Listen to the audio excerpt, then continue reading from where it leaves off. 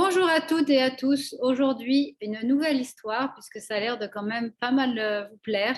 Celle-ci, c'est encore une fois avec un vieux 1, c'est l'histoire du vieux maître chinois et du scorpion.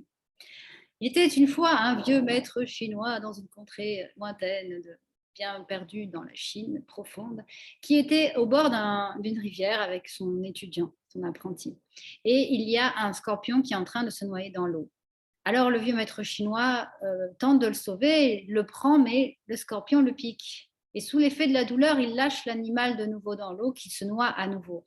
Alors le vieux maître chinois réessaie de le sauver en le reprenant, et une nouvelle fois, le scorpion le pique, et une nouvelle fois, sous l'effet de la douleur, il lâche l'animal dans l'eau. C'est un peu fou, ces Chinois.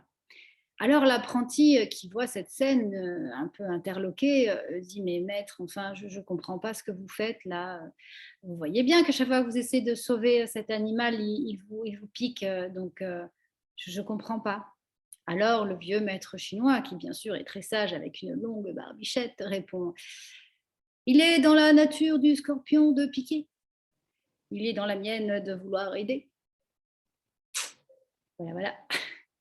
Alors, il a une idée fulgurante, parce que quand même, comme c'est un sage, il réfléchit. Il prend une grosse feuille qui était là, hein, bien sûr, et il sauve le scorpion, cette fois avec une feuille sur sa main. Il ne se fait pas piquer. Il arrive à déposer l'animal sur la berge et à le sauver.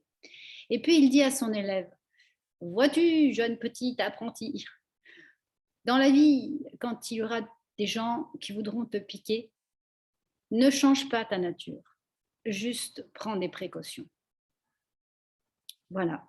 Alors j'en profite pour vous dire que le scorpion est un animal de la famille des arachnides, donc des araignées, c'est le cousin de l'araignée, et qu'il a une particularité, c'est que pour les insectes, c'est qu'il protège ses petits jusqu'à ce que ceux-ci deviennent autonomes en les portant sur son dos.